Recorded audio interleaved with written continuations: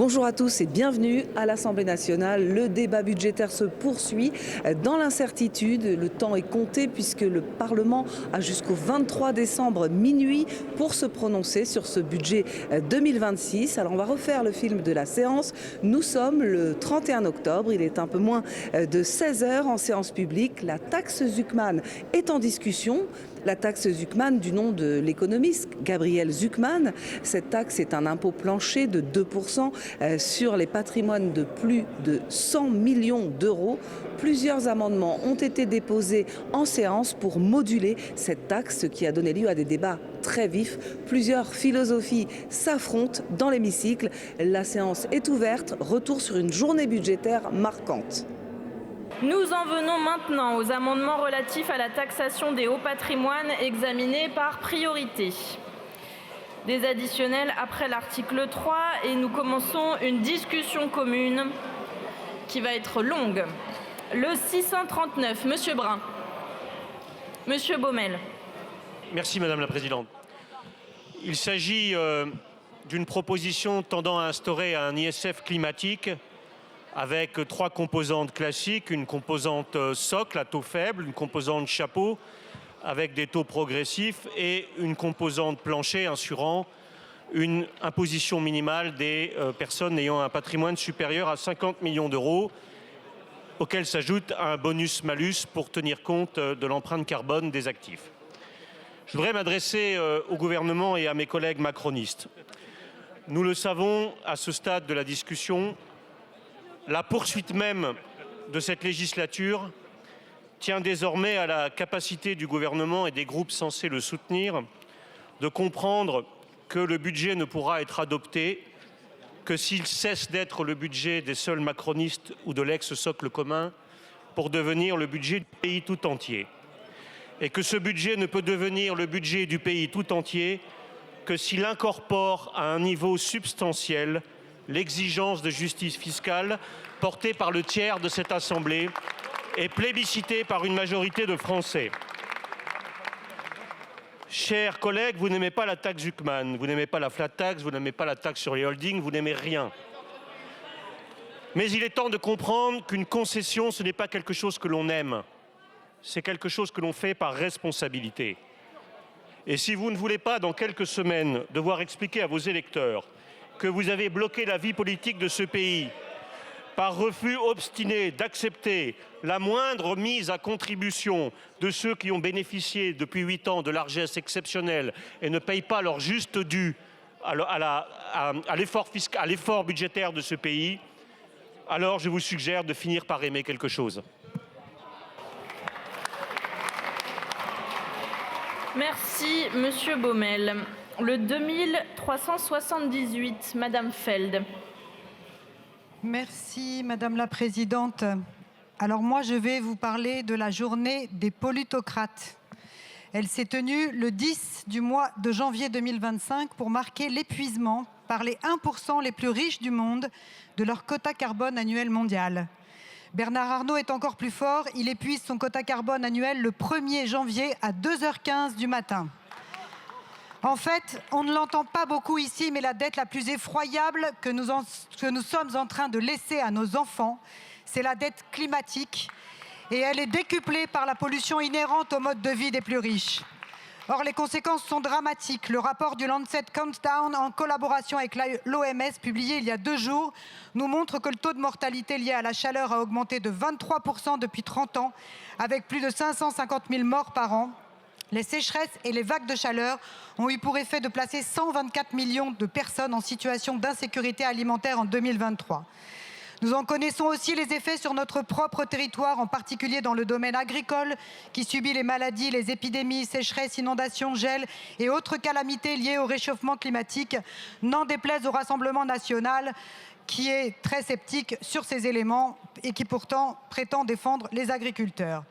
Ces conséquences représentent un coût extraordinaire pour les finances publiques en termes de moyens matériels et humains. Fort de ce constat, nous proposons de rétablir l'impôt de solidarité sur la fortune pour les foyers dont le patrimoine taxable net est supérieur à 1 million avec une composante climatique. Elle repose sur un mécanisme de bonus-malus qui ajuste l'imposition en fonction de l'empreinte carbone des actifs immobiliers et des placements financiers. Cette empreinte est déterminée par un score carbone calculé par l'administration fiscale qui prend en compte l'impact environnemental et social des investissements, incitant ainsi les contribuables à réorienter leurs capitaux vers des projets plus durables et responsables. Vous qui nous bassinez du matin au soir avec la natalité, vous avez ici l'occasion de donner une véritable preuve d'amour à vos enfants en votant pour cet ISF climatique. Merci Madame la députée. Je vous annonce une série de scrutins publics dans cette discussion commune. Le 639 demandé par le groupe socialiste, de 2378 par le groupe LFI-NFP, le 127 par le groupe écologiste et social, le 2558 par le groupe LFI-NFP, le numéro 1 par le groupe écologiste et social et le 2574 par le groupe LFI-NFP. J'ai un rappel au règlement de Monsieur Cazeneuve. Merci Madame la Présidente, Monsieur le Premier ministre, Madame la Ministre, Monsieur le Président de Commission, Monsieur le rapporteur général. Un rappel au règlement sur le fondement de l'article 100, alinéa 7. On aborde un débat extrêmement important sur un sujet qui a été beaucoup débattu et discuté dans l'actualité, sur notamment la taxe Zuckman et autres dérivés. Et on va avoir en gros une trentaine de prises de parole de ceux qui défendent ce type de mécanisme. Et c'est très bien, c'est évidemment votre droit avec les amendements et les sous-amendements, auxquels notre groupe et les autres groupes par ailleurs qui seront opposés n'auront qu'une seule prise de parole de 2 minutes pour s'opposer. Et donc on aura un décalage très important sur un débat extrêmement fort sur lequel on n'aura que 2 minutes pour s'exprimer. Et donc je souhaitais, avant d'avoir déroulé l'ensemble des amendements, vous demander s'il était possible sur ce débat extrêmement important à nouveau d'avoir un peu plus de prise de parole par groupe quand on aura les contre et les pour à la suite de cette série. Je vous remercie. Non, par groupe, il y aura une prise de parole. Par contre, je vais prendre évidemment les prises de parole de tous les groupes en réponse. Mais des 11 groupes pourront s'exprimer, mais pas plusieurs prises de parole par groupe. Mais c'était une belle tentative. 127, Madame Sass. Merci Madame la Présidente. Comme mes collègues l'ont bien dit, cet amendement vise à créer un ISF climatique applicable au patrimoine supérieur à 1 million d'euros. Je voudrais rappeler à ce stade que depuis 1998, le patrimoine des 500 plus grandes fortunes a été multiplié par 8. Rappelez également que les milliardaires payent tout impôt confondu 27% d'impôt sur leurs revenus contre 50% pour la moyenne des Français. Mais je voudrais surtout citer ici le Financial Times qui, dans son éditorial, a dit « J'en suis venu à trouver la colère des Français particulièrement justifiée. La France aujourd'hui est une démocratie sociale sous-financée croisée avec une oligarchie. Plus qu'ailleurs dans tous les pays occidentaux, les milliardaires payent très peu d'impôts. » Voilà ce que dit le Financial Times et j'espère que vous saurez vous en inspirer, chers collègues du bloc central. Avec cet amendement, nous élargissons l'assiette de l'ISF, nous supprimons des exonérations, nous introduisons peut-être surtout une dimension climatique inédite avec un bonus-malus climatique en fonction de l'empreinte carbone du patrimoine taxable. Car je rappelle que sur leur seule consommation, un milliardaire émet 870 fois plus que la moyenne des Français, ce sans compter l'impact de leurs investissements. Nous avons donc besoin de responsabiliser cette minorité super émettrice et c'est le sens de la composante climatique de cet impôt sur la fortune. En somme, cet ISF climatique, c'est l'impôt du XXIe siècle, l'impôt de la justice fiscale et de la justice environnementale. Merci beaucoup. Le 2558, Madame Feld. Merci Madame la Présidente. Tout d'abord, pour remettre les pendules à l'heure, je voudrais simplement rappeler et me féliciter que ce débat crucial sur la taxe Zuckman a été introduit à l'Assemblée par mon groupe, la France Insoumise, dès octobre 2024. Et je me réjouis que cette question si essentielle pour des millions de Français soit aujourd'hui au cœur de nos débats et au centre de l'attention médiatique. L'amendement que nous vous proposons part du principe énoncé dans l'article 13 de la Déclaration des droits de l'homme et du citoyen, selon lequel l'impôt doit être également réparti entre tous les citoyens en raison de leurs facultés. Il prévoit la mise en place d'une contribution différentielle sur les très hauts patrimoines de plus de 100 millions, adossée à un taux plancher qui correspond à ce que les classes moyennes payent, elles, en impôts chaque année, rapporté à leur patrimoine. Aujourd'hui, le patrimoine médian en France est de 175 000 euros. Une personne qui touche le revenu médian, soit 32 000 euros brut, s'acquittera en un an de 9 650 euros d'impôt sur le revenu CSG TVA. Ce montant correspond à plus de 5,5% de son patrimoine. Et encore, à supposer que ce dernier ne soit pas assujetti à une taxe foncière. C'est cela la réalité de millions de travailleuses et travailleurs français qui s'acquitteront toute leur vie de cette contribution de 5,5% qui nous permet collectivement de bénéficier d'un système de protection sociale unique au monde. Et si ce système est aujourd'hui en danger, ce n'est pas à cause des étrangers en situation irrégulière, ni à cause des classes moyennes et populaires, mais bien parce que les grandes fortunes de ce pays ne contribuent pas à hauteur de leurs moyens. S'ils payaient comme tous les Français, nous aurions environ 60 milliards d'euros de recettes supplémentaires, plus du tiers du déficit budgétaire. Alors, mesdames et messieurs de droite et d'extrême droite, arrêtez de protéger les milliardaires en faisant de la vie des Français un enfer. Merci, Madame la députée. Le numéro 1, Madame Sass. Merci Madame la Présidente. Nous voilà donc arrivés à la discussion sur la taxe Zuckman. Je voudrais d'abord rappeler 3 choses. Premièrement, ça ne concerne que les patrimoines supérieurs à 100 millions d'euros. Nous ne parlons donc pas ici de la petite PME ou de petits gestionnaires d'entreprise. Deuxièmement, ça ne cible que ceux qui font de l'optimisation fiscale. Ceux qui n'en font pas payent déjà 2% de leur patrimoine en impôts. Ils ne sont donc pas concernés par ce dispositif anti-optimisation. Troisièmement, la taxe Zuckman, c'est la seule disposition qui permet d'éviter toute exonération et tout contournement de l'impôt. C'est la seule mesure efficace face aux armées d'avocats fiscalistes qu'utilisent les ultra-riches. J'ajoute que vous avez déployé des arguments qui sont tous tombés un par un. Des arguments pour protéger les ultra-riches. D'abord, l'exil fiscal. Il est marginal. La note du CAE de juillet l'a démontré. Les biens professionnels, vous voulez les exonérer, mais ces actions représentent jusqu'à 90% du patrimoine des milliardaires. Ne pas les intégrer, c'est ne pas taxer les milliardaires. Dernière chose, les patrimoines illiquides des licornes. Nous prévoyons dans cet amendement un paiement en action. Malgré cela, vous continuez à vous obstiner et à refuser cette taxe qui est pourtant la seule façon efficace d'éviter le contournement de l'impôt. La justice fiscale n'est pas un luxe, c'est la condition de notre cohésion démocratique. Alors avant de geler les retraites, de doubler les franchises médicales, commençons par taxer les riches pour qu'ils payent non pas plus, mais simplement autant que tous les Français. Nous verrons dans cet hémicycle qui est pour ou contre la justice fiscale dans ce pays. Merci beaucoup. Il y a des sous-amendements, les 3822 et 3821, Madame Arrigui. Oui, merci Madame la Présidente. Alors en fait, on est en train d'aborder 2 débats différents. L'un, c'est l'ISF climatique, l'autre, c'est la taxe dite Zuckman. Tout ça dans un grand mélange. Donc il faut bien être clair que là, nous sommes en train de parler de la taxe Zuckman. Alors moi, ce qui me frappe, c'est qu'en fait, en tant que salariés, les communs des mortels, ils sont imposés avant même qu'ils aient consommé, avant même qu'ils aient réinvesti. Et grâce à la retenue à la source, et ils sont imposés même avant presque avoir perçu leur rémunération. Les milliardaires, par contre, c'est pas un problème. Ils bénéficient d'un droit d'exception et ce droit d'exception leur permet de ne pas être taxés lorsqu'ils réinvestissent parce qu'ils font tourner l'économie. Mais moi, quand je dépense pour m'acheter cette veste ou ces chaussures, eh bien, je fais tourner aussi l'économie et pourtant, je suis imposée.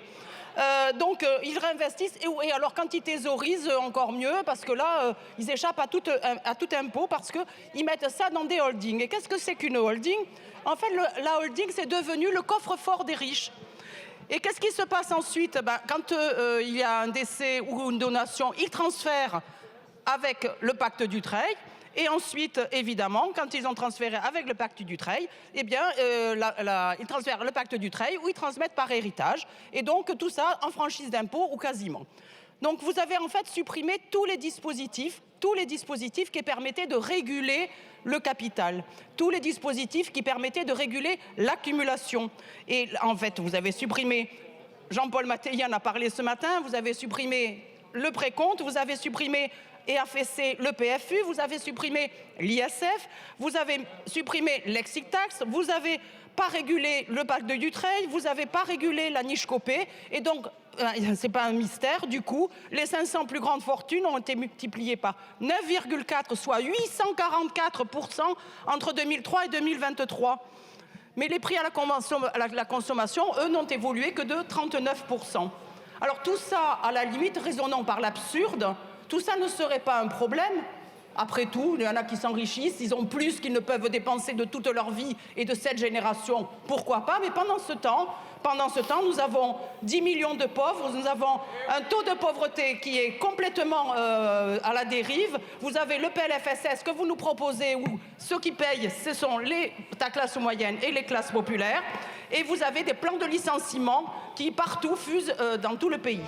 Et donc, évidemment qu'il faut réguler le capitalisme financier, évidemment qu'il faut contrôler la thésaurisation de ce capitalisme financier. C'est le dispositif très menu, très faible qui vient d'être adopté, mais bon, on verra ce que ça donnera. Et donc, il faut effectivement mettre en place la taxe Zuckman. La taxe Zuckman, c'est 2% d'équivalence patrimoine. On ne taxe pas le patrimoine, ce n'est pas un ISF, c'est 2% d'équivalence patrimoine pour qu'ils paient, les plus riches, autant à proportion que les classes moyennes ou les classes populaires. Cet amendement et les deux amendements que je présente, c'est au cas où 2% vous paraîtrait incongru, c'est un amendement de repli à 1% et un amendement de repli à 0,5% du équivalent patrimoine des plus riches. Donc je pense que vous pouvez examiner ces amendements avec bienveillance. Merci Madame la députée. 3881, Madame Faucillon.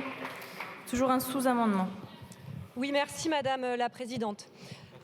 La colère dans notre pays, du fait de la politique menée par Emmanuel Macron et ses 178 ministres depuis 8 ans, n'a rien de light. Et l'aspiration à plus, voire même à juste de la justice fiscale dans notre pays n'a rien de light non plus. La taxe Zuckman est donc un minimum, Madame la Ministre. En 20 ans, le capital des 500 plus grandes fortunes a été multiplié par 7. Le patrimoine boursier des 5 familles les plus riches dans notre pays a progressé de 400% en seulement 6 ans. Et pendant ce temps, pendant que nous examinons le budget de la nation, d'autres collègues examinent le budget de la sécurité sociale. Et certains, dans cette autre salle, se demandent qui des apprentis, des malades, des handicapés il faudrait ponctionner parce qu'eux ne peuvent pas brandir la menace de l'exil. Et ici, on nous explique qu'un impôt plancher à 2% sur ceux dont le patrimoine est supérieur à 100 millions d'euros serait confiscatoire. Vos arguments sont aussi indécents que leur fortune. Au pays de l'égalité, cette fiscalité est infidèle à l'idéal républicain. Milliardaires et multinationales sont protégés par vos politiques. En revanche, les 10 millions de pauvres, les 15% de salariés au SMIC, les services publics exsangues, les classes sans prof, tout cela, qu'en faites-vous? Il faudrait leur demander de répondre au récit du sacrifice sans broncher. C'est scandaleux. Collègues, nous sommes ici pour l'intérêt général, pas pour une minorité privilégiée. C'est même l'histoire de notre Assemblée nationale. Alors je le redis, nous ne baisserons pas cette exigence qui pour nous est minimale. Et étant donné que c'est un argument de repli à 1,7%, je le redis, pas de light pour nous dans ce domaine, donc je retire ce sous-amendement. Merci Madame la députée, il est retiré. Le 3904, Monsieur Zitzenstuhl.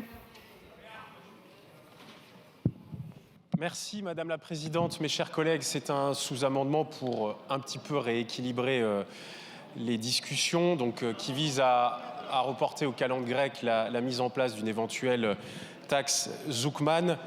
Je voulais dire et mettre en garde nos collègues de gauche vis-à-vis de ce dispositif. Dire que nous sommes persuadés de la très grande fragilité de la taxe Zuckman et de sa fragilité d'abord sur le plan juridique. En effet, les personnes qui suivent le débat public autour de ce sujet depuis plusieurs semaines doivent bien admettre que de nombreux juristes, de nombreux constitutionnalistes, de nombreux économistes, venant d'ailleurs de sensibilités différentes, ne cessent de rappeler que la taxe Zuckman est contraire aux principes les plus élémentaires de notre bloc de constitutionnalité. La taxe Zuckman est un mirage. Je me base notamment sur une tribune parue dans Le Monde en septembre 2025, tribune de 7 économistes de renom, menée par Philippe Aghion, devenu prix Nobel d'économie, qui pointe 3 limites à la taxe Zuckman. Première limite, des limites comportementales, puisque les contribuables vont ajuster leur comportement face à cette fiscalité. Et ils en concluent que la taxe Zuckman pourrait générer une réduction du déficit structurel seulement de 5 milliards d'euros et non pas de 20 milliards d'euros comme cela est souvent avancé par son promoteur ou par des députés de gauche. Deuxième limite, des incertitudes juridiques. La constitutionnalité d'une taxe patrimoniale au-delà de 0,5% est incertaine et il y a une jurisprudence du Conseil constitutionnel sur ce sujet. Troisième limite, l'inclusion des biens professionnels dans la base taxable, là aussi, est contraire à nos principes juridiques les plus élémentaires. Il faut repousser cette taxe. Merci, monsieur le député. Nouveaux amendements identiques, le 2359, monsieur Boulou. Merci, madame la présidente. En mathématiques, il existe une formule d'une beauté rare, l'identité d'Euler, E puissance i pi plus 1 égale 0. Elle relie 5 constantes fondamentales. Elle unit en une seule équation l'algèbre, la géométrie, l'arithmétique et l'analyse. Un équilibre parfait entre des domaines qu'on croyait séparés. Eh bien, notre système fiscal devrait plus ressembler à cette identité d'Euler. Une structure élégante, équilibrée, où chacune contribue selon ses moyens et où la République retrouve son équilibre. Car cet équilibre, aujourd'hui, il est rompu. Les plus grandes fortunes de ce pays, 1800 foyers en France, ont su exploiter chaque faille, chaque montage, pour payer proportionnellement moins d'impôts que les classes moyennes. Après Euler, je vais donc convoquer Gabriel Zucman et ses travaux de recherche qui inspirent cet amendement. L'amendement, on l'a déjà dit, propose un impôt plancher de 2% sur le patrimoine net supérieur à 100 millions d'euros. Devant l'état de nos finances publiques, son rendement attendu de 15 à 20 milliards d'euros par an permettrait de soustraire les classes populaires et moyennes à des contributions injustes demandées dans ce budget. Ce n'est pas un retour brut de l'impôt sur la fortune, c'est une contribution plancher prenant en compte les impôts déjà payés. Comme l'a dit ma collègue tout à l'heure, un contribuable qui n'essaie pas d'échapper à l'impôt ne paiera rien de plus avec cette mesure. Elle ne punit pas la réussite, elle rétablit la justice. À ceux qui craignent la fuite des capitaux, je réponds, c'est la justice fiscale qu'il faut rapatrier. En outre, on prévoit ici des dispositifs anti-échappement. À ceux qui parlent d'inconstitutionnalité, je dis, le vrai risque, c'est de maintenir un système où les plus riches paient moins que leurs compatriotes. L'équité fiscale, elle est aussi dans notre Constitution. Cet impôt plancher, c'est une formule d'équilibre républicain claire, cohérente et juste. Cet impôt plancher, c'est un outil de justice, de stabilisation budgétaire et d'apaisement politique. Merci. Merci. Le 2574, Madame Feld. Qui le défend? Non, les sous-as sont adossés aux identiques. Donc d'abord, on fait les identiques de 2574. Puis celui de Monsieur Sansu, qui est identique également. Et ensuite, on fera les sous-amendements. Monsieur Lecoq, Aurélien. Merci, Madame la Présidente. Je pensais que la société des privilèges était abolie. L'égalité devant l'impôt est consacrée par la Déclaration des droits de 1789. Et pourtant, aujourd'hui, elle n'est restée qu'un concept. Elle n'a pas de matérialité. Tout le monde le reconnaît. Oui, monsieur le Premier ministre. Comment considérer quand les milliardaires de ce pays paient 2 fois moins de prélèvements obligatoires en proportion que tout le reste de la population, que nous ne sommes pas encore aujourd'hui dans une société de privilèges? C'est pour cela qu'existe aujourd'hui la taxe Zucman, comme on le dit. Elle n'est pas un nouvel impôt, elle n'est pas une surtaxe. Il y en a débattu dans ce budget. Non, le mécanisme Zucman est un impôt plancher, un impôt garanti qui ne fait qu'une seule chose, que les milliardaires, 1800 personnes, dont les patrimoines excèdent 100 millions d'euros. Je crois que peu de gens qui nous écoutent sont concernés. Paient à minima la même chose que les autres. La démonstration a été faite par ma collègue tout à l'heure. Lorsque l'on prend des ménages médians, avec un revenu médian, un patrimoine médian, alors certains paient jusqu'à 5,5% de leur patrimoine en impôts. Demandez aux plus riches de ce pays de ne payer que 2% de leur patrimoine en impôts. C'est loin d'être confiscatoire. C'est simplement leur demander de payer la même chose que l'ensemble des salariés, la même chose que l'ensemble des Françaises et des Français. Et puisque tout à l'heure nous avons posé des questions à Madame la Ministre sans avoir de réponse, puisque le taux d'effort moyen des Français est de 50% alors que celui des milliardaires est de 25%, avec la taxe Zuckman, nous rétablissons l'égalité et arrivons à 56%. Merci. Le 3249, Monsieur Sansu. Merci Madame la Présidente, Monsieur le Premier ministre, Madame la Ministre. L'impôt plancher pour les très hauts patrimoines ne concerne que 1800 foyers fiscaux qui possèdent plus de 100 millions d'euros, 1800 foyers sur 40 millions de foyers fiscaux en France. Cet impôt plancher, dit taxe Zuckman, est appelé improprement taxe, car c'est en fait une contribution différentielle, calculée après paiement de tous les impôts sur les revenus de ces contribuables centimillionnaires, impôts sur le revenu, IFI, taxe foncière. Et si ce total d'impôt est inférieur à 2% du montant du patrimoine de ces personnes qui ont 100 millions d'euros ou plus, jusqu'à plus de 170 milliards pour le patrimoine de Bernard Arnault, alors il y a un rattrapage. Pourquoi un tel dispositif? Cela a été dit parce que les ultra-riches ne paient pas la même proportion d'impôts que les classes moyennes et modestes. Et de fait, la défaillance de taxation des très hauts patrimoines est en train de transformer notre société en une société de rentiers et d'héritiers. L'IPP a d'ailleurs documenté cette réalité puisque 60% des patrimoines viennent désormais des transmissions et non des revenus du travail. La seule solution pour être efficace et efficient, c'est d'avoir une assiette simple, sans aucune exemption. Parce que toute exemption fait le bonheur des armées, des avocats fiscalistes. Et quand vous ouvrez une niche, Monsieur le Premier ministre, cela finit toujours en chenille.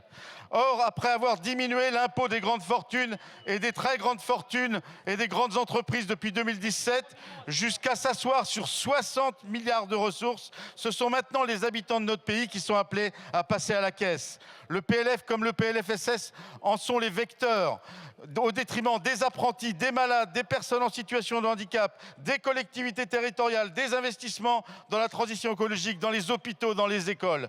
Madame la Ministre, plus de 80% de nos concitoyens estiment que la contribution des très hauts patrimoines doit être appelée pour assurer le consentement à l'impôt. Nous avons la passion de l'égalité, nos concitoyens aussi. Merci beaucoup. Les sous-amendements, donc sur les amendements qui viennent d'être présentés, le 3878, Monsieur Morel. Merci Madame la Présidente. C'est un amendement de repli qui vise à convaincre les plus frileux d'entre vous. Et moi je sais qu'on peut vous convaincre parce que on vit un moment politique particulier où on a l'impression, et je sais que vous avez l'impression aussi, que tout d'un coup une idée est en train d'entrer en résonance avec l'esprit du temps. Et vous allez dans vos circonscriptions, comme nous tous, et vous vous rendez bien compte, je crois que vous vous rendez bien compte qu'il y a dans la société un sentiment de révolte par rapport à une situation qui heurte le sens élémentaire de la justice. Et en l'occurrence, le sens élémentaire de la justice fiscale. Parce que, quelle que soit la prédilection politique, l'appartenance politique des gens que nous rencontrons, ils sont tous d'accord sur un point. Il n'est pas normal que des gens qui se sont considérablement enrichis ces dernières années au point de constituer des fortunes colossales payent proportionnellement moins d'impôts qu'un cadre moyen ou qu'un patron de PME. C'est aussi simple que ça. Et cette situation heurte le bon sens élémentaire, d'où cette proposition d'impôt plancher. Ça n'est pas, contrairement à ce que j'ai entendu, un impôt sur l'outil de production. C'est un impôt sur le revenu personnel des détenteurs de l'outil de production. Et c'est complètement différent. C'est une vraie nuance. C'est une nuance de taille. Et moi, je pense, et je m'adresse aussi au Premier ministre, vous ne pouvez pas méconnaître cette aspiration à la justice fiscale. Et j'entends tous les arguments, y compris M. Zilstonstuhl avec son talent, qui nous explique qu'en gros, si on adapte la taxe Zuckman, c'est les 4 cavaliers de l'Apocalypse et les 7 plaies d'Égypte. Mais vous verrez, ça se passera si bien que dans quelques années, la taxe Zuckman sera considérée comme aussi normale que sur l'impôt sur le revenu. Vous le verrez. Merci, monsieur le député. Le 3880, monsieur Peu. Allez-y, monsieur le député. Merci, Madame la Présidente. Mes chers collègues, il est des moments où l'intérêt du plus grand nombre, où la réponse aux immenses besoins du pays doivent primer sur le séparatisme fiscal qu'ont construit les puissances d'argent pour se défaire de la justice de l'impôt. Aujourd'hui, avec la taxe Zuckman, avec un minimum d'imposition de 2% sur les milliardaires, nous débattons d'une mesure attendue par une immense majorité des Français. D'une mesure qui ne bouleversera pas le capitalisme financier et son cortège d'inégalités. D'une mesure qui ouvre simplement la porte au rétablissement d'un minimum de justice devant l'impôt.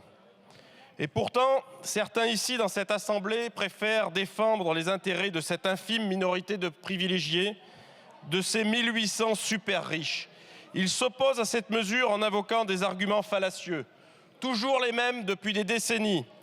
On nous dit que cette taxe est trop importante, qu'elle dissuaderait les investisseurs, qu'elle ferait fuir nos grandes fortunes, qu'elle nuirait à l'économie. Mais qu'en est-il de la misère qui touche 10 millions de nos concitoyens? Qu'en est-il de tous les travailleurs qui se saignent pour faire les courses, pour faire le plein chaque semaine pour aller au travail? Ils payent leur TVA, ils payent leurs taxes sur le carburant, ils payent leur impôt sur le revenu. Ils n'ont pas d'exonération, pas de dérogation, ils n'ont pas de mécanisme d'évasion à leur disposition et pas de conseillers patrimoniaux. Alors il est temps de rétablir un minimum de justice. Il est temps, plus que temps, de voter la taxe Zuckman. Merci. Le 3893, Monsieur Ruffin.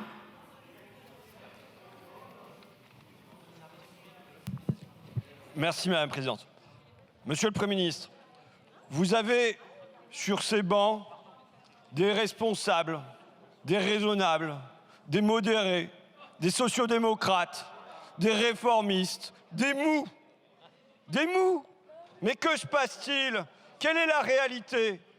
En 8 ans de macronisme, les fortunes des 500 familles ont doublé. Plus 600 milliards d'euros. Plus 100%. Et là-dessus, nous venons en réclamer 2%. 2 petits pourcents, mais nous sommes des mous. Réveillons-nous. Et c'est eux en face. Ce sont les grands patrimoines qui crient comme si on venait les égorger, mais on a l'impression qu'ils n'ont pas compris. On vient leur prendre 2%, on ne vient pas leur laisser 2%, on leur en laisse 98%. Regardez combien nous sommes raisonnables. Mais ils crient, c'est ma cassette, c'est ma cassette, c'est ma cassette. C'est la même pièce qui est toujours répétée. Les extrémistes, ils sont sur ces bancs. Vous avez là des radicaux de l'argent. Et monsieur le Premier ministre, je vous dis, moi, pensez à la France. Je vous dis même pas penser au peuple. Je vous dis pas penser aux 65 millions de Français. Je vous dis pensez à la France. Parce que le déficit public qui a été creusé, il a été creusé parce que vous avez fait des cadeaux fiscaux à ces plus riches-là. Et parce que si on continue sur ce chemin-là, c'est la France qui est en danger. Monsieur le Premier ministre, pensez davantage à la France, pensez un peu moins à la finance. Quand c'est le Financial Times qui vient vous dire « Tout gouvernement français devra demander aux milliardaires de payer davantage. S'ils ne sont pas prêts à faire des sacrifices pour réduire le déficit, pourquoi les autres devraient-ils le faire ?» Vous savez que c'est du bon sens, vous savez que c'est la naissance, pensez à la France. Merci, monsieur le député. Le 3894, toujours monsieur Ruffin. Il est défendu également. De nouveaux amendements sous-amendés. Le 3480, madame Mercier. Merci madame la présidente. 600 milliards d'euros. 600 milliards d'euros, c'est le montant de la croissance des plus grosses fortunes entre 2017 et 2023. 600 milliards d'euros, c'est 3 fois notre déficit public. 600 milliards d'euros qui, globalement, n'ont pas contribué à l'impôt. On fait l'objet de mécanismes d'optimisation fiscale. Pourquoi? Parce que nous avons supprimé l'USF. 4 milliards d'euros de pertes d'ISF qui aujourd'hui représenteraient 6,3 milliards d'euros. Aujourd'hui, le rendement actuel de l'IFI, c'est à peine 1,83 milliard. Parce que nous avons supprimé l'exit tax, parce que vous avez mis en place, quand je dis nous, c'est vous, parce que vous avez mis en place la flat tax. Tout ça, cela a permis la croissance de ces patrimoines. Et pendant ce temps, l'accroissement de la pauvreté est spectaculaire. Plus 650 000 personnes qui sont entrées sous le seuil de pauvreté. Alors cet amendement, c'était une main tendue, chers collègues du Bloc central. C'était une main tendue qui visait à offrir des possibilités de compromis. une variante de la taxe Zuckman qui disait on peut essayer de différencier les revenus actifs et les revenus passifs. On peut essayer de différencier les entreprises à capital familial. On peut essayer de différencier les entreprises innovantes et faire rentrer finalement dans l'assiette tous les biens professionnels, sauf ces exemptions-là. Protéger les entreprises qui produisent, mais pas protéger les holdings qui défiscalisent. Ça concernerait 12 500 patrimoines avec un seuil de 10 millions d'euros et ça nous permettrait d'avoir un rendement autour de 7 milliards d'euros. Mais aujourd'hui, force est de constater qu'aucun amendement n'a été proposé de votre côté. Et moi, je ne comprends pas. Je ne comprends pas ce qui explique cette obstination à protéger quelques milliardaires. Merci. Chers collègues, ne sous-estimez pas le besoin de justice fiscale. Votre intransigeance aujourd'hui empêche tout de l'échec. Merci Madame la députée.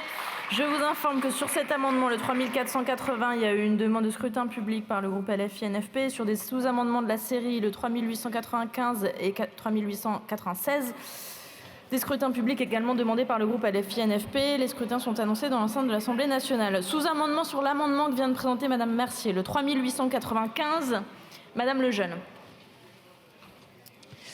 Merci Madame la Présidente. Les constats sont posés. Nous avons sous nos yeux la constitution d'une société d'héritiers. Nous avons sous nos yeux la reconstitution des privilèges et cela devrait heurter tous ceux qui ont encore un brin de républicanisme en eux parce que c'est un affront au principe fondamental d'égalité. Dans les 30 prochaines années, les 45 milliardaires français vont transmettre 460 milliards à leurs héritiers. Ça fera un manque à gagner de 160 milliards pour l'État français si on garde les niches fiscales telles qu'elles sont aujourd'hui. Et nous avons face à ça une levée de boucliers allant des bancs du pseudo-centre à l'extrême droite qui refusent de manière définitive de même commencer à taxer un minimum les ultra-riches de ce pays. Bon, l'amendement qui nous est proposé par les socialistes ici, est mal nommé, je pense, lorsque vous parlez de taxe Zuckman light, dans la mesure où, en fait, il revient à reproduire les travers que la taxe Zuckman se proposait justement de corriger. Vous proposez un seuil de déclenchement d'application à 10 millions, mais vous appliquez des exemptions, des exceptions sur les biens professionnels familiaux, ce qui risque de faire un filet qui finalement laisse passer des baleines. Première baleine, Bolloré, 70% de parts, donc pas concernés. Et nous avons appris que Bernard Arnault vient de racheter encore des parts et qu'il se rapproche du seuil de 50%. C'est autre baleine que potentiellement nous laisserions échapper. Nous devons tenir bon sur les leçons que nous ont enseignées les travaux sur ces questions, l'importance d'une assiette large, sans exception, pour justement ne laisser passer aucun poisson et aucune baleine. Et c'est pour ça que nous vous proposons cet amendement qui vise justement à revenir sur l'exemption des biens professionnels familiaux et à rehausser le seuil à 100 millions. Merci Madame la députée. 3896, Madame Dufour. Madame la Présidente, donc cet amendement vise à corriger en partie la proposition du groupe socialiste en passant le seuil d'exemption à 80%, puisque ça a été expliqué par ma collègue. On a un petit sujet quand on se rend compte que Bernard Arnault détient déjà 48% des actions de sa holding familiale, et on imagine mal Monsieur Arnault, avec l'esprit patriotique qu'on lui connaît, payer 3 milliards d'impôts par an bénévolement et ne pas tenter de racheter les quelques pourcents d'actions qui lui manquent pour échapper à la taxe. Je voudrais ensuite m'adresser aux macronistes et au Rassemblement national. Depuis ce matin, vous n'avez fait que multiplier les exemptions, donc en ignorant ce qu'on essaye de vous dire depuis des jours maintenant, que justement, la taxe Zuckman, elle est là pour mettre fin à des décennies d'évasion fiscale qui sont permises par chaque brèche que tous les gouvernements successifs ont créée dans le droit fiscal, et que ces stratégies, celles des milliardaires et celles des multinationales, nous coûtent environ 100 milliards par an. 100 milliards par an, c'est-à-dire notre déficit annuel. Vous avez transformé la taxe sur les milliardaires en taxe de Schrödinger avec, on imagine maintenant, des services de contrôle fiscaux qui vont devoir savoir si M. Bolloré a fait une réunion d'affaires sur son yacht pour savoir s'il est imposable ou pas. Vous vous êtes rendu compte trop tard, alors que vous aviez l'exemple sur les yeux, qu'il suffit tout simplement aux milliardaires de louer leur propre yacht et de ne pas en être les propriétaires pour échapper à votre soi-disant taxe. quand vous allez faire les poches aux chômeurs, aux retraités, aux apprentis, quand vous allez contrôler les comptes en banque des allocataires du RSA, il n'y a pas un euro qui se perd. Mais là, depuis ce matin, on vous a vu créer une brèche béante dans votre soi-disant niche fiscale, et c'est absolument scandaleux. Mais est-ce que vous pensez sérieusement que les Français vous font confiance ? Est-ce que vous pensez sérieusement qu'ils ont oublié que depuis des décennies, vous laissez passer 3 milliards de fraude à la taxe sur les dividendes et que vous n'avez agi uniquement parce que les journalistes ont découvert le poteau rose et que l'ancien ministre des Finances, M. Lombard, a saboté la loi? Est-ce que vous oubliez que pendant le Covid, vous nous dites qu'il y a des milliards qui sont patiemment planqués dans des holdings en attendant d'être réinvestis dans l'économie réelle? Pendant le Covid, qu'est-ce qu'elles ont fait, les multinationales? Elles ont versé plus de dividendes que ce qu'elles n'ont fait de profit avec les aides de l'État. Voilà la réalité. Merci Madame la députée. 3879, Monsieur Sansu. Merci Madame la Présidente. Monsieur le Premier ministre, le sous-amendement que nous présentons à la taxe proposée par nos collègues socialistes vise à rendre plus opérante cette taxe et surtout à éviter tous les mécanismes d'évitement de l'impôt. On se souvient que l'IPP avait fait, et l'IGF avait fait tous les deux un rapport sur l'impôt sur les grandes fortunes, sur la fortune, et où il était indiqué que c'était une taxe pour les millionnaires auquel les milliardaires échappaient. Et donc ce sujet doit aujourd'hui nous conduire à se dire oui, il faut une taxe sur les très hauts patrimoines parce que c'est une question de consentement à l'impôt, Monsieur le Premier ministre. Je vous assure, ce qu'a dit Emmanuel Morel est tout à fait vrai. Nos compatriotes ne comprennent pas qu'on leur demande des efforts et que celles et ceux qui ont des centaines de millions d'euros de patrimoine ne fassent pas les efforts qu'il faut faire. Donc ce sujet de consentement à l'impôt, nous souhaitons le porter. Et nous le porterons d'autant mieux que je crois pour ma part qu'il eût été plus utile de faire une taxe Zuckman avec un taux moindre, comme cela avait été fait pour la taxe sur les transactions financières en son temps, qui avait permis d'inscrire le dispositif dans la loi, d'inscrire le dispositif dans notre architecture fiscale et ensuite de le développer. Donc le groupe GDR propose de monter la détention des participations à 75% au lieu de 51%, et ainsi on sait que et M. Bolloré et M. Arnault n'auront aucun moyen d'échapper à cette taxe. C'est aussi comme cela qu'on réussira à faire en sorte qu'il y ait un rendement cohérent par rapport à ce qui est annoncé. Parce que si les premières fortunes de France échappent à la taxe qui est proposée, ça veut dire qu'il n'y aura pas le rendement annoncé. Voilà l'objet de notre amendement et nous proposons de rester sur les 1800 très grosses fortunes pour éviter les ETI, les PME et les personnes qui aujourd'hui essayent aussi de temps en temps de s'en sortir avec des patrimoines importants, mais pas au niveau de 100 millions d'euros. Merci beaucoup. Le 3892, Monsieur Lucas. Merci Madame la Présidente. Cela a été dit précédemment, je n'y reviendrai pas, mais nous considérons qu'il faut la taxe Zuckman et pas une version dite allégée qui en réalité reprendrait et retrouverait les mêmes erreurs que celles qui ont conduit aux échecs de l'IGF en 1981. Au-delà de la question économique et fiscale, je crois que nous sommes profondément au cœur d'un débat moral. Que l'enjeu auquel nous sommes confrontés, c'est la question de notre contrat social. Cela a été dit aussi du consentement à l'impôt. La question qui nous est posée, c'est trouvons-nous juste et moral qu'une infime minorité de privilégiés accumule les richesses, s'accapare les ressources, reproduise les inégalités et les injustices du simple fait de l'héritage, de la rente, de l'optimisation fiscale qui lui permet d'échapper à sa juste part d'impôts. Et face à cette immoralité, nous proposons la taxe Zuckman qui, je le dis, est en réalité déjà une position de compromis, une position de modération, parce qu'elle ne suffira pas à réparer une décennie d'offrandes fiscales aux plus grandes fortunes, aux très grandes entreprises décidées par M. Macron. Elle ne permettra pas de réparer ces dizaines de milliards d'euros en moins dans les caisses de l'État, dizaines de milliards d'euros en moins pour la solidarité, pour l'investissement dans la transition écologique, pour la défense de nos services publics. Et donc, elle nous apparaît comme un compromis compromis modéré indispensable pour reconstruire la confiance dans nos finances publiques, pour reconstruire la confiance dans la société, dans notre contrat social et au final dans notre pacte républicain. Parce que oui, il y a aujourd'hui besoin de remettre de la décence face à une ultra-richesse qui a explosé ces dernières années, face à des patrimoines des ultra-riches qui ont explosé et qui feraient pâlir de jalousie les très riches d'il y a 50 ou 60 ans. C'est tout simplement cela que nous vous demandons, remettre de la décence, remettre de la morale dans un débat fiscal et économique qui en manque cruellement. Merci, monsieur le député. 3889, peut-être que vous pouvez nous présenter aussi le suivant, madame Sass. 3890. Je ne présenterai pas le suivant, je vais présenter le 3890, moi. Eh bien, c'est pas à vous, alors. 3889, qui le présente? Monsieur Amir Chahi. Merci, madame la présidente.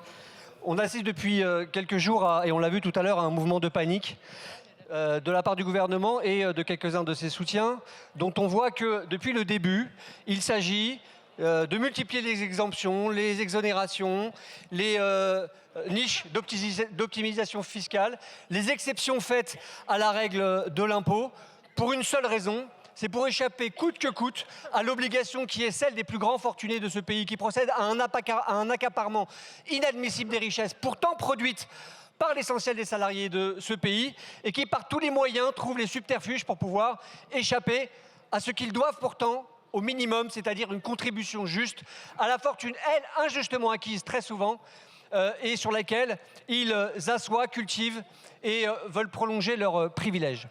La vérité, c'est que cet amendement-là vise, en tout cas pour ce qui nous concerne, à contenir votre, de façon presque désespérée, votre logique et votre stratégie qui vise à vider de toute substance toutes les taxes qui sont pourtant légitimes lorsqu'elles mettent à contribution les grandes fortunes. Et en l'occurrence, la taxe Zuckman, que nous ne voulons pas alléger, que nous voulons pleine et entière, pour cette raison qu'elle ne va pas, en vérité, vous démunir, elle ne va pas, en vérité, affaiblir le capital, mais elle va au moins pouvoir contribuer à financer le minimum dont la société a besoin en termes de services publics, le minimum dont la société a besoin pour ses écoles, ses hôpitaux, et pouvoir ensuite avoir un véritable plan de relance du pays qui en a tant besoin après ces 8 années dans lesquelles vous nous avez amenés. Donc, je vous en conjure, ne cédez pas aux injonctions du MEDEF, ne cédez pas aux injonctions de ceux qui, détenteurs des capitaux injustement acquis, vous empêchent aujourd'hui de vouloir mettre en place des mesures de justice fiscale. Merci, monsieur le député. 3890, madame Sass. Madame la Présidente, je voudrais d'abord répondre à monsieur Sissenstuhl sur la constitutionnalité de la taxe Zuckman. Je l'ai déjà dit, mais vous ne voulez pas l'entendre. Lors de la question prioritaire de constitutionnalité de février 2011, le Conseil constitutionnel a jugé qu'il était constitutionnel de, je cite, limiter l'avantage tiré par les détenteurs du patrimoine du plafonnement de l'impôt par rapport aux revenus, et qu'il était également constitutionnel, je cite, de faire obstacle à ce que ces contribuables n'aménagent leur situation en privilégiant la détention de biens qui ne procurent aucun revenu imposable. Autrement dit, l'Assemblée est fondée à voter des mesures qui évitent le contournement de l'impôt, notamment des mesures qui évitent la minimisation des revenus, la minimisation artificielle qui permet aux contribuables de ne pas payer l'impôt sur le revenu. Il y a donc toute chance pour que la taxe Zuckman soit constitutionnelle, que vous le vouliez ou non, vous ne voulez pas l'admettre, mais je vous le redis. J'en viens au sous-amendement 3890. Nous venons ici sous-amender l'amendement de nos collègues socialistes pour sécuriser le fait que seuls peuvent être exclus les biens professionnels et non les sociétés purement patrimoniales. Je veux quand même redire ici que nous sommes défavorables à l'exclusion des biens professionnels de l'assiette de la taxe Zuckman, mais à tout le moins, nous voulons au moins minimiser ces exonérations. Merci, madame la députée. 3891, madame Autain. Madame Autain.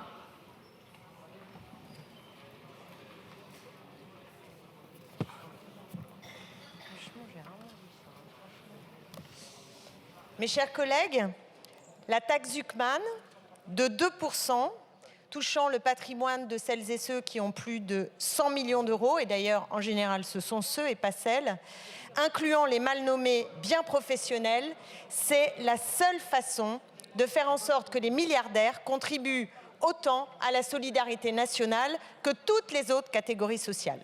Alors, nous avons entendu beaucoup d'arguments, rabâchés et re-rabâchés pour empêcher qu'un mécanisme innovant permette tout simplement de faire vivre la justice sociale. L'exil fiscal a été avancé. On a pourtant une étude du Conseil d'analyse économique qui nous dit très clairement que c'est marginal, de l'ordre de 0,003% à 0,03%. C'est rien.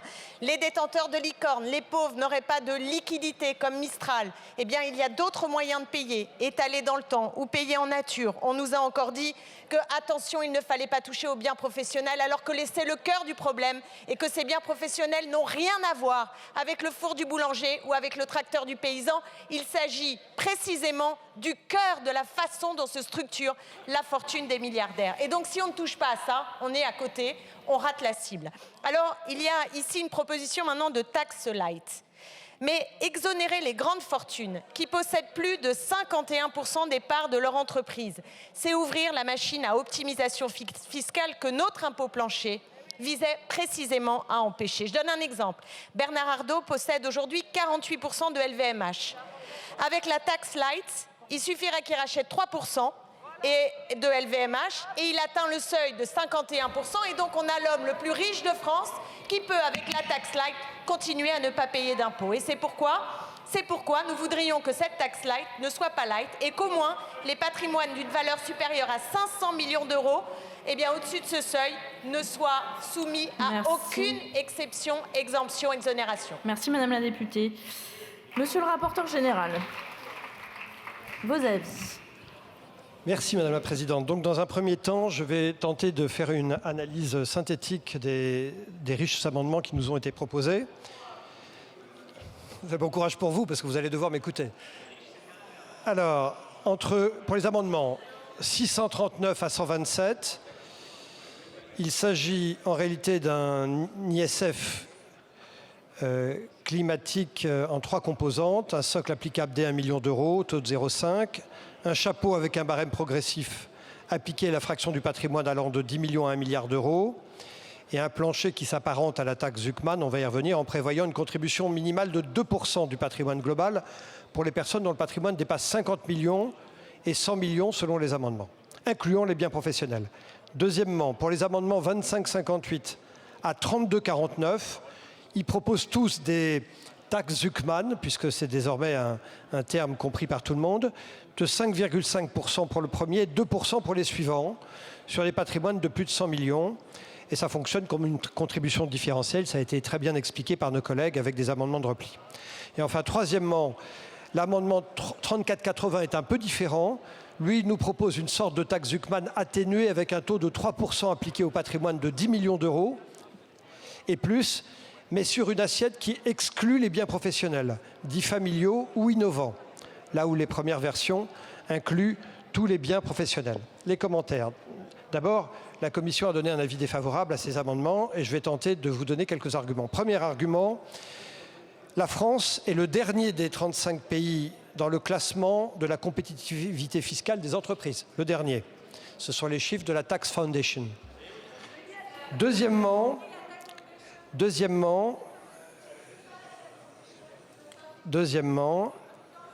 on entend que le patrimoine des très riches a explosé. En fait, ce n'est pas tout à fait vrai, puisque la part du patrimoine détenu par les 1% les plus riches est passée de 25 à 27% entre 1996 et 2023. Et ces chiffres, ce sont les chiffres de la World Inequality Base, dont le Scientific Advisor, c'est Gabriel Zuckman. 3 points. L'inclusion des revenus non distribués, moi ma crainte, c'est qu'elle conduise à faire peser une charge fiscale sur un revenu incertain.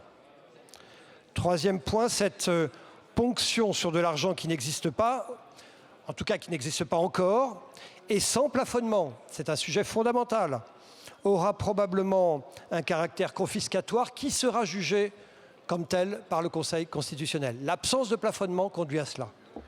Quatrième pan, une société peut être très fortement valorisée tout simplement parce que le marché y croit et fait un pari dessus, mais ne pas avoir de liquidité. Et dans ces cas-là, qu'est-ce qu'il faut faire pour payer la taxe? Vendre des dividendes, en réalité vendent une partie de la société, ou certains proposent de céder à l'État une partie de la société, ce qui revient à faire de la nationalisation. Honnêtement, je ne vois pas où ça a bien marché, cette affaire de nationalisation. La vraie question, c'est est-ce que cette taxe aurait des effets sur l'économie? Parce que j'entends la recette fiscale qu'on en attend. Est-ce que ça a des effets sur l'économie? Ou est-ce que c'est neutre? Bien, écoutez, le Rexecode montre qu'entre 82 et 2017, l'ancien ISF, qui ne touchait pas les biens professionnels, l'ISF aurait abouti à une perte de la base imposable de 70 milliards. Alors, vous allez me dire, en réalité, la perte de la base imposable, ce n'est pas très grave. Alors, si, c'est évidemment grave, puisque vous faites disparaître ce sur quoi est assis la richesse du pays. Mais en fait, quand vous lisez le livre de Gabriel Zucman, vous comprenez, c'est assumé. Dans Le triomphe de la justice, je cite Gabriel Zucman, ouvrez les guillemets, « Détruire une partie de l'assiette fiscale peut être dans l'intérêt de la société ». Donc en réalité, la taxe, elle a une recherche de rendement, mais elle a aussi une recherche d'organisation différente de la société. Il faut l'assumer. Vous assumez de détruire une base fiscale. Dites-le. Ensuite, vous prétendez obtenir 15, 20, c'est pas trop, 25 milliards d'euros, c'est-à-dire 5 fois plus que l'ISF, tout en étant concentré, tenez-vous bien, sur 100 fois moins de contribuables. Moi, j'ai un peu de mal, très franchement, à voir comment ça fonctionne. Enfin, je terminerai là-dessus. La hausse de la fiscalité, quelle qu'elle soit, celle-ci ou d'autres, elle a toujours un effet sur l'économie, toujours. Ça n'existe pas de hausse ou de baisse d'ailleurs de la fiscalité qui n'ait pas d'effet sur l'économie réelle. Et je trouve que dans votre raisonnement, c'est le grand impensé. Où est l'effet? Qu'attendez-vous comme effet? Que craignez-vous comme effet? Qu'escomptez-vous comme effet sur la société réellement? Et je termine là-dessus. Moi, je crains que votre loi consiste tout simplement pour les entreprises à devoir s'endetter ou à céder une partie de leur capital pour payer la taxe. Et pour toutes ces raisons, je vous donne un avis défavorable. Merci. Madame la ministre.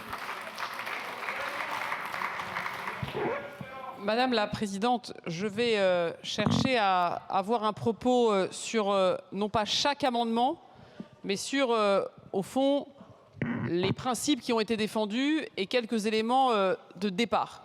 D'abord, je trouve qu'il est sain que ce débat ait lieu ici, et non plus à travers de plateaux de télévision, de journaux, puisque à la fin, l'impôt, il est défini par les parlementaires, et depuis 1789, acquis de haute lutte, c'est vous, parlementaires, qui définissez ce qu'est l'impôt, comment il fonctionne et comment il est calculé. C'est révolutionnaire, effectivement, de vous dire que c'est vous qui avez le pouvoir et non pas des débats d'économistes qui parfois sont un peu loin de la réalité politique. Deuxième élément de point de départ, je veux ici très clairement m'opposer à la théorie selon laquelle, je cite, « les plus pauvres de notre pays paieraient 50% d'impôts quand les plus riches n'en paieraient que 30%. » Je veux ici expliquer très clairement que la manière dont le calcul a été fait était de considérer que les plus modestes Français ne vivaient que de revenus et qu'ils ne toucheraient pas inversement des indemnités ou des allocations. Si on ajoute au calcul de M. Zucman, puisqu'il est question de M. Zucman, les allocations sociales, les indemnités, les revenus de remplacement, évidemment que les plus pauvres de notre pays ne payent pas 50% d'impôts. Évidemment que non. Puisque sinon, vous imaginez bien comment, dans notre pays, depuis longtemps, certains, avant 2025, se seraient rendus compte qu'il y avait un problème d'équité. Ce n'est donc pas la réalité. Et je crois d'ailleurs que M. Zucman reconnaît lui-même qu'il a mis dans les impôts payés les impôts directs. Je rappelle que la moitié des Français les plus modestes ne payent pas l'impôt sur le revenu. La TVA, les cotisations sociales, mais n'a pas inclus dans les revenus les allocations, les indemnités. Or, je pense qu'il faudrait rapporter les impôts à l'ensemble de ce avec quoi on vit. Et si c'est une allocation sociale, si c'est le RSA, si c'est des allocations familiales, je trouve étrange de calculer un taux de prélèvement obligatoire en retirant le fruit des transferts publics. Je pose ici le sujet, à nouveau, pour éclairer la compréhension de chacun sur la réalité des chiffres qui sont donnés dans l'hémicycle. Deuxième élément, je veux le redire ici, on entend dire aussi que les plus fortunés de notre pays auraient vu leur patrimoine, comme cela a été dit, qui est une équivalence de patrimoine. Je l'ai redit tout à l'heure, ce n'est pas parce qu'il y a écrit que vous êtes actionnaire d'une entreprise qui est valorisée à 100 millions et que vous en détenez 50%, que vous avez sur votre compte en banque 50 millions d'euros.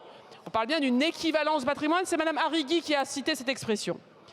Mais je veux redire ici que si l'on reprend des données que les économistes eux-mêmes, dans la World Inequality Database, qui est une donnée que M. Zucman et ses collègues utilisent et ont même construite, en France, les Français qui représentent le pourcentage de 1% les plus aisés détenaient 26% du patrimoine en 2015 et 27% en 2023. Je veux bien qu'on m'explique qu'il y a eu des très fortes augmentations, mais on ne peut pas dire que très récemment, depuis 2017, nous aurions eu une explosion des inégalités patrimoniales. Nous avons effectivement un élément qui fait que leur patrimoine a augmenté en valeur, mais le PIB a lui aussi augmenté en valeur. Donc la proportion est restée stable. Troisième élément. Madame Sas, vous avez parlé de l'exil fiscal. Nous avions eu ce débat ensemble le 20 février dernier, dans un débat qui avait duré toute la journée. À l'époque, je dois dire, il était un peu moins médiatique de parler de cette taxe, mais elle nous avait occupé toute la journée, le 20 février. Et je voulais ici rappeler des données que j'ai déjà expliquées dans ce cadre-là, mais qui, à mon avis, sont utiles. On parle beaucoup de la comparaison de l'exil fiscal de l'ISF et de l'exil fiscal si l'amendement de Mme Sas était voté. Si l'amendement dit Zucman était voté, il concernerait 175 fois moins de contribuables. Pas 2 fois moins, pas 3 fois moins, 175 fois moins. Mais sa charge fiscale, elle, augmenterait de 875 fois plus. Donc vous auriez 175 fois moins de gens qui paieraient, ce petit nombre de personnes, 875 fois plus d'impôts. Et donc vous auriez, Monsieur Lecoq s'en réjouit, mais quand le premier contribuable de cet impôt paierait plus de 1 milliard d'euros d'impôts, qui pense que cette personne ne prendrait pas le TGV, le Thalys, l'Eurostar ou je ne sais quel moyen de transport pour juste s'installer de l'autre côté de la frontière? Si on vous demande de payer 875 fois plus d'impôts que lorsqu'il y avait l'ISF, qui pense que l'exil fiscal n'existe pas? Alors, quand on compare des choses, Madame Sas, il faut comparer des choses comparables. Mais l'ISF, je le redis, 175 fois moins de contribuables, 875 fois plus de charges fiscales. Ça ne peut pas être comparable. Enfin, je terminerai sur un point de constitutionnalité. Monsieur de Courson, j'imagine que vous prendrez la parole sur ce sujet. Vous êtes devenu la voix de l'état de droit constitutionnel fiscal depuis quelques jours. Et donc, je voulais ici rappeler 3 principes, très rapidement. Notre état de droit, la jurisprudence du Conseil constitutionnel, a posé 3 principes. La première, c'est qu'elle a toujours dit que taxer les biens professionnels n'était pas de même nature que de taxer du patrimoine personnel. Et donc, il faut bien voir que la seule période où dans notre pays, il y a eu un impôt sur les biens professionnels, c'est entre le début de 1981 et la fin de 1981, puisque l'imposition des biens professionnels avait été proposée par François Mitterrand et a été retirée dès 1982 par un amendement, vu ce que ça a provoqué dans le pays comme choc économique. Donc notre pays n'a jamais taxé le stock de biens professionnels. Je dis bien jamais. Deuxième élément constitutionnel. Si vous avez... Notre jurisprudence pose très clairement un arbitrage. Si le taux d'impôt est élevé, alors l'impôt est plafonné. Et s'il est plafonné, il est en général plafonné sur les revenus. Et quand il est plafonné sur les revenus, il est calculé sur les revenus distribués. Et donc, ce que montrent les économistes, c'est que les revenus dits non distribués ne seraient pas pris en compte dans le calcul du plafonnement des impôts. Ce qui veut dire que tous ceux d'entre vous qui imaginent des taux à 2%, 3% et plus seraient rappelés par le Conseil constitutionnel au devoir de le plafonner. Et quand on le plafonne en pourcentage du revenu fiscal de référence. Ce qui veut dire que le rendement s'en trouve très largement réduit et qu'à ce titre, les 15 milliards dont vous parlez, au mieux, deviennent 2 à 3 milliards maximum. Soit alors, deuxième approche, vous en réduisez le taux. Et Madame Arrigui, vous avez des sous-amendements qui réduisent le taux. Mais je le redis, en réduisant dans votre amendement de repli le taux, vous continuez de taxer les biens professionnels, dont je rappelle qu'ils n'ont jamais été validés par le Conseil constitutionnel et jamais été imposés. Donc en fait, il y a 3 éléments de constitutionnalité et je terminerai là. Le taux, le plafonnement et les biens professionnels. Aujourd'hui, nous avons des députés qui veulent un taux élevé, qui ne veulent pas de plafonnement et qui incluent les biens professionnels. À ce titre, je peux vous dire avec beaucoup de sérénité que le Conseil constitutionnel ne validerait aucun de ces impôts. Je vous remercie. Merci Madame la Ministre. Monsieur le Président Coquerel. Je ne voudrais pas oublier les amendements sur l'ISF climatique, parce que si on peut dire que la richesse accumulée par quelques-uns s'est fait finalement sur le vol du temps des travailleurs à travers la plus-value, c'est également vrai du gaspillage de l'air que nous respirons, concentré et cumulé par exemple par les 1% des plus riches de ce monde qui possèdent l'équivalent des 15% les plus pauvres. Et l'ISF climatique a pour justement vocation à rétablir en partie cette inégalité devant la dette écologique où nous ne sommes évidemment pas tous de la même manière contributeurs. Sur la question de la taxe Zucman, Madame la Ministre, on vous dit 0,001% et vous avez la finesse de nous répondre 1%. Nous parlons bien de quelques centaines de personnes. Et c'est ça la particularité de notre époque. C'est que nous sommes revenus quelque part aux mêmes inégalités qu'avant-guerre, c'est-à-dire le capitalisme sauvage du 19e et 20e siècle qui a été obligé de faire des concessions et des compromis au moment du Conseil national de la résistance et de la libération. Oui, il y a une accumulation du fait du processus que nous avons expliqué de mettre de côté les biens professionnels, d'une richesse inégalée dans l'histoire très certainement de notre pays, depuis la noblesse de l'Ancien Régime au service de quelques centaines de personnes, parce que contrairement à ce que vous dites, Madame la Ministre, oui, 500 personnes aujourd'hui ont un patrimoine qui correspond à 40% du PIB.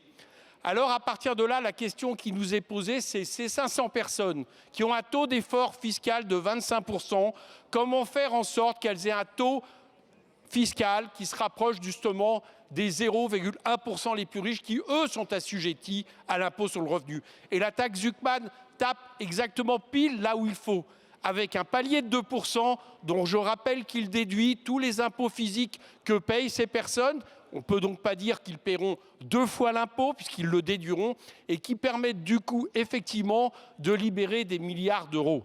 Monsieur le rapporteur général, vous nous disiez quel est l'effet de cette fiscalité. Eh bien l'effet de ces fiscalités, c'est de rapporter aux recettes de l'État environ 15 à 20 milliards d'euros et d'avoir 15 à 20 milliards d'euros de moins de coupes budgétaires que vous apprêtez à demander à tous les Français. Voilà l'intérêt de la taxe Zucman. Elle est pensée, elle est réfléchie, elle est constitutionnelle et elle est égalitaire et elle fait payer tout simplement ceux qui, depuis quelques années, ont accumulé des richesses absolument indécentes. Merci. Alors, pour la bonne information de tous, j'ai plusieurs inscrits à l'article. Pour le groupe EPR, j'ai Monsieur Midi et Madame Yadan. Vous me direz qui prend la parole pour votre groupe. C'est Monsieur Midi. Monsieur Wauquiez, Monsieur Vallaud, Monsieur Lahaye, Madame Trouvé, Monsieur Tanguy, Monsieur Mattei, Monsieur Sansu et Monsieur de Courson. Que personne ne s'impatiente. Donc, Monsieur Midi, allez-y, je vous en prie. Merci Madame la Présidente. Bon, la taxe Zucman, c'est une mauvaise taxe. Elle est mauvaise pour les biens professionnels, donc elle est mauvaise pour l'économie, donc elle est mauvaise pour l'emploi, et donc elle est mauvaise pour les Françaises et les Français. C'est aussi simple que ça. Il n'existe pas de taxe magique. Je veux que tous les Françaises et tous les Français qui nous écoutent se posent la question. Une taxe qui a un taux très faible, qui ne touche personne, qui n'est censée n'avoir aucun impact sur l'économie, qui n'a été faite dans aucun pays, qui n'a pas été faite en France sous Mitterrand en 1981, est-ce que ça paraît être quelque chose de réel ou est-ce que ça paraît être une arnaque? La taxe Zuckman, c'est un miroir aux alouettes. Nous nous battrons contre, parce que nous nous battons contre toutes les hypocrisies, contre tous les mensonges, contre tous les populismes, et même si c'est difficile, et nous nous battons contre tous les populismes, même quand ils se mettent ensemble, la France Insoumise et le Rassemblement National, pour voter 36 milliards d'euros de taxes supplémentaires sur nos entreprises. Alors oui, nous entendons la volonté de certains de faire contribuer plus ceux qui contribuent déjà beaucoup, et nous voulons faire le compromis. C'est déjà voté, c'est la CEHR Fillon, c'est la CDHR Barnier, c'est la taxe holding, c'est la surtaxe Aliès. Donc nous serons... Et nous serons contre la taxe Zuckman, mais nous serons aussi contre la taxe Zuckman dite light, parce qu'elle n'est pas light. C'est une taxe Zuckman à sucre ajouté. Le taux est plus fort, la base est plus forte, ça n'est pas 100 millions, c'est 10 millions. Et les exceptions sur les biens professionnels sont anecdotiques. Cette taxe est 100% sucre ajouté, c'est 0% croissance, ça sera donc 100% non. Merci Monsieur Midi. Monsieur Wauquiez, Monsieur le Président Wauquiez.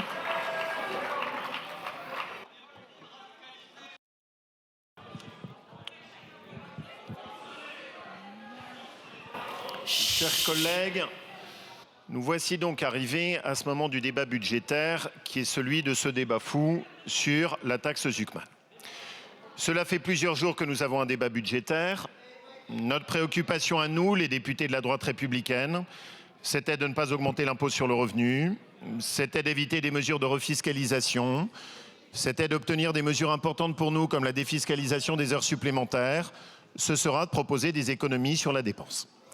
Mais ici, sur certains bancs, dans un pays qui a pourtant déjà le record des prélèvements obligatoires, le débat budgétaire, c'est augmenter à nouveau des taxes et des impôts.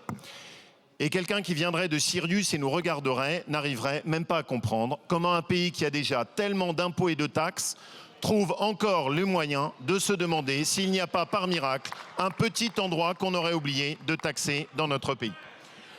Alors pour les députés de la droite républicaine, c'est très simple, nous sommes contre la folie fiscale, nous sommes contre la taxe mania. Et votre taxe Zuckman, c'est juste de la taxe mania. Vous pensez, monsieur le président de la commission des finances, que vous allez avoir avec cela des rentrées fiscales supplémentaires. Mais vous n'aurez rien. Vous n'aurez rien, vous n'aurez pas plus d'impôts, vous aurez moins d'emplois, vous aurez moins de salaires, vous aurez moins de pouvoir d'achat, vous aurez moins d'activité économique. Vous allez juste faire du mal à la croissance.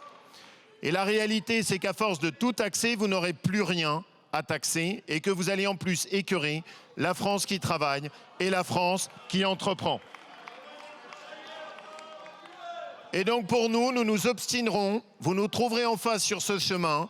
La seule voie pour le redressement de notre pays, ça n'est pas l'augmentation d'impôts, c'est la baisse de la dépense. Merci Monsieur le Président. Monsieur le Président Vallot. Madame la Présidente, peut-être répondre d'abord à notre collègue Midi qui disait que nous avions toutes et tous à nous battre contre les populistes. Lui faire remarquer qu'il a été comme nous le témoin d'une révolte absolument aussi inédite qu'insensée des milliardaires par tous les moyens et notamment par leurs médias, par leurs organisations professionnelles qui, au fond, se sont révoltés contre l'impôt et contre le consentement à l'impôt. Dans tous les pays où les milliardaires se mêlent de politique, refusent de concourir à l'impôt, contestent la souveraineté populaire à travers les parlements qui représentent les électeurs, eh bien, ils finissent par sombrer dans ce que l'on appelle l'oligarchie, comme on en a eu à en connaître dans un certain nombre d'élections récentes. Et je pense aux oligarques de la tech qui ont porté au pouvoir Trump. Et derrière, certains de nos milliardaires ont participé au financement de la campagne de ce même Trump. Ce sont les mêmes qui se révoltent aujourd'hui. Je constate aussi qu'un certain nombre de chefs d'entreprise, de ceux dont nous disions que nous allions les sacrifier, des entrepreneurs de la tech, ont dit qu'ils étaient disposés et prêts à être assujettis à la taxe Zuckman. Ceux-là, au fond, savent la valeur de la cohésion sociale d'une nation comme la nôtre, savent la valeur de la justice sociale et de la justice fiscale, savent la valeur économique de la décence commune dont parlait Orwell. En réalité, le triomphe de la justice, c'est ce que tout républicain authentique devrait exiger. Je voudrais répondre à quelques questions de fond. Vous dites la folie fiscale, mais la folie fiscale, c'est quand les PME payent les impôts des multinationales qui ne les payent pas. La folie fiscale, c'est quand les classes moyennes, les classes populaires payent les impôts des multinationales qui ne les payent pas et qui consolident 40% de leurs résultats dans les paradis fiscaux et prisent chacun de nos États, de nos services publics, des Françaises et des Français de 20% de l'impôt sur les sociétés. C'est ça, Monsieur Wauquiez, la folie fiscale. La folie fiscale, c'est aussi d'oublier que la TVA annule un quart de l'effet redistributif de notre modèle social. Au Rassemblement national, on pense qu'il y a une identité nationale. Et on pense aussi que cette identité nationale, elle se traduit par une identité économique et sociale. Et on peut être fier, et en tout cas nous sommes fiers, que les Françaises et Français n'aient jamais accepté la mondialisation sauvage. Ils n'ont jamais accepté l'ouverture folle des frontières, ses conséquences sur notre industrie, ses conséquences sur notre agriculture. Ils n'ont jamais aussi accepté les conséquences sur les inégalités sociales. Nier la hausse des inégalités sociales, les inégalités de patrimoine, c'est une folie et je ne comprends pas pourquoi ce gouvernement le fait. Il devrait mieux écouter un des membres de sa coalition, à savoir nos collègues du MoDem, qui ont toujours alerté sur la hausse des inégalités sociales et patrimoniales. S'ils avaient écouté le MoDem, la France n'aurait pas connu des épisodes de division comme les Gilets jaunes. Ils auraient dû aussi écouter le Rassemblement national. La taxe Zuckman, elle n'existe pas. La taxe Zuckman, elle n'existe pas. Faire croire qu'il y a 15 milliards de poules aux œufs d'or dans les placards de Bercy, c'est une absurdité. Et d'ailleurs, même le Conseil économique, que vous aimez citer quand ça vous arrange, dit que cette taxe Zuckman, au mieux, fera 4 à 5 milliards d'efforts fiscaux. Et évidemment, il n'y aura jamais une dizaine de milliardaires et qui acceptent de payer un petit chèque à Bercy de 500 millions à 2 milliards d'euros sans partir. Ils partiront et vous n'aurez rien. Et vous avez vendu cela en fait pour justifier la non-censure. Les socialistes, peut-être que les filles y croient, mais vous, les socialistes, je suis sûr que vous ne croyez pas une seconde à ce mirage de la taxe Zuckman. Vous avez agité la taxe Zuckman pour justifier votre non-censure et aujourd'hui cette arnaque va se dévoiler et malheureusement c'est les honnêtes gens qui ont peut-être y ont cru parce qu'ils ressentent cette injustice qui vont être déçus. La seule solution, c'est un impôt sur la fortune financière ou peut-être un impôt sur la fortune improductive du MoDem. Monsieur De Courson. Mes chers collègues, quel est le problème qui nous est posé ? Comment peut-on faire davantage participer au financement des services publics de notre pays la petite minorité des 0,1% de nos concitoyens qui utilisent certaines failles de nos dispositifs fiscaux pour payer moins d'impôts que ceux qui gagnent moins qu'eux ? Mes chers collègues, la taxe Zuckman n'est pas la solution parce que c'est une triple impasse. C'est une impasse juridique puisqu'il y a confusion, mon collègue l'évoquait tout à l'heure, entre le patrimoine des personnes physiques et le patrimoine des personnes morales, qui d'ailleurs aboutit à créer une rupture d'égalité au sein des actionnaires d'une même société. C'est une impasse économique puisque, bien entendu, si elle était mise en œuvre, les acteurs économiques s'adapteront et on voit bien la difficulté pour les holdings familiales situées à l'étranger. Mais c'est aussi une impasse constitutionnelle puisque le Conseil constitutionnel plafonne l'ensemble des impôts IR plus IFI, taxe foncière, CG, CRDS à 70% du revenu disponible et non pas du revenu économique. Et donc, avec un taux de 2%, qu'est-ce que vous faites de tous ceux qui ont un patrimoine qui rapporte moins de 2% ? C'est confiscatoire. Alors on dit ils n'ont qu'à s'endetter pour payer leurs impôts ou faire des dations en paiement de leur patrimoine.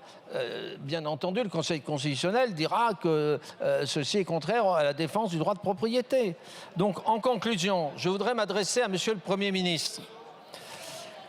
Monsieur le Premier ministre, notre groupe il souhaite vous poser une question toute simple. Qu'est-ce que propose le gouvernement pour faire face à la question posée ? Merci. Monsieur Allégret-Pilot. Merci Madame la Présidente. On est dans une séquence totalement hallucinante, montée de toutes pièces pendant un mois, où on enchaîne fake news sur fake news. On a rappelé la quasi-stabilité du patrimoine des 1%. C'est 1% qui inclut les 0,1% pour information. Évidemment qu'après 2 mois de propagande, 80% des gens songés y croient. Tous ces discours ont en réalité un relent totalitaire, confiscatoire, moralisateur, mais chasser le bolchevique, il revient au galop. La stigmatisation ne fonctionnera pas. Vous parlez de 500 personnes, ce ne sont que 500 personnes. Ça ne serait que 10, que ça ne changerait rien au problème. Rappelons que les 10% des Français les plus riches supportent 54% des impôts et cotisations. Les chiffres de Zucman sont tous bidonnés, cela a été démontré.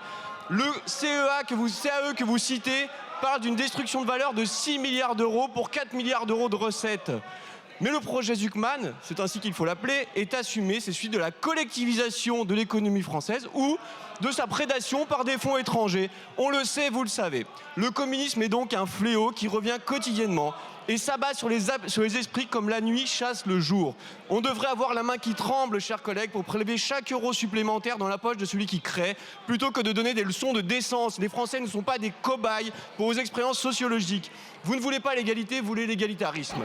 Vous ne voulez pas aider les pauvres, vous voulez punir les riches. Dans le pays le plus imposé au monde, le plus redistributif au monde, où tout le monde étouffe, la pauvreté augmente.